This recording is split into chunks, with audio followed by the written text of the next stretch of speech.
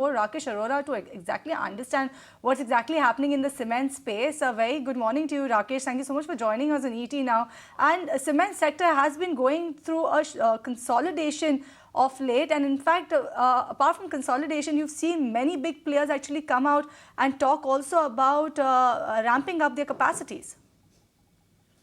Yeah, so meaning we have two big groups who are jostling with each other to grab market share. So Ultratech is the undisputed leader right now, and as you were mentioning about the big capacity they already have and the expansion plans they are, rolling out. Adani's have been, came into fray with acquisition of Ambuja and ACC and have made their intentions very clear that they want to be the number one player. So there's a lot of catch up that they need to do because their capacity is closer to around 80 odd million ton after the acquisition of Sanghi Industries. And so there's a big gap between them and Ultratech. So it won't they won't be able to bridge this gap just by doing organic growth. They will have to look for inorganic acquisitions. And so some of the names that you're mentioning, they might be interested. Right. So that's about what is exactly happening with the cement sector. And like you said, Rakesh, actually two big groups actually trying to get into the market share, given the fact that you have Sanghi, Ambuja as well as ACC under the blanket of the Adani group and also you have Ultratech, you have Grasim, and now if as per sources, Orient Cement also, AB Group is in talks actually with the promoters of Orient Cement. But also you have other small players as well. You have players like India Cements as well. What's the prospect for these smaller counters for you, smaller cement players going ahead? Do you see further or more aggressive consolidation taking place in the cement sector as a whole? So first of all, on the Orient Cement, Ultratech recently acquired Kesoram, and Orient's plants are not very far from where Kesoram plants are. So one needs to really evaluate whether Ultratech will be able to get the CCI approval and all that. That is number one for Orient. So I doubt if Ultratech alone could be the front runner here.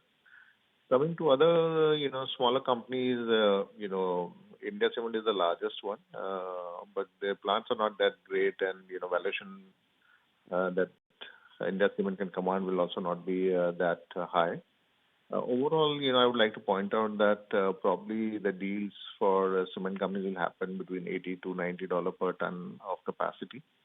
So investors need to, kind of evaluate what they are buying and whether it is really cheap and there's some upside still left or not.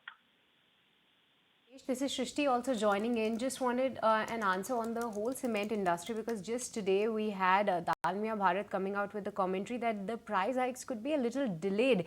So since we are seeing a lot of consolidation in the sector with major groups actually acquiring the major part of the industry, but do you believe that the pricing will is something that the investors are looking forward to, and what is your expectation that the pricing power will once be back?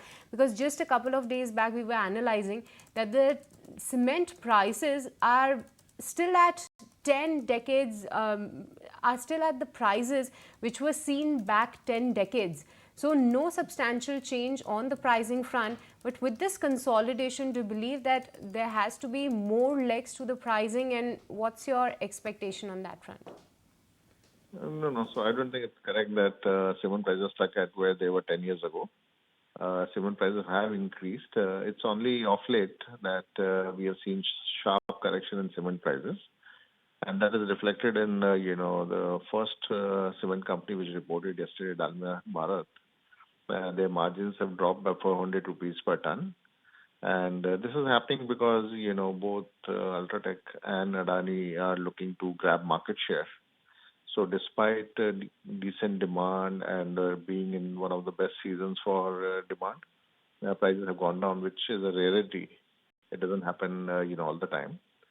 So until unless this market share grab, game continues, cement prices is probably going to take a back seat. So that is point one. Number two, I would say that, if you're looking to acquire some companies, it probably make strategic sense to have low cement prices and put pressure on these guys so they sell out at cheap valuations. So that could also be one of those, possibilities. So overall, I would say that, cement prices would remain a little bit weak in the near term, and cement companies will have to contend with a lower profitability. But investors might look beyond and, they would look at consolidation happening in the industry and pricing power coming back eventually.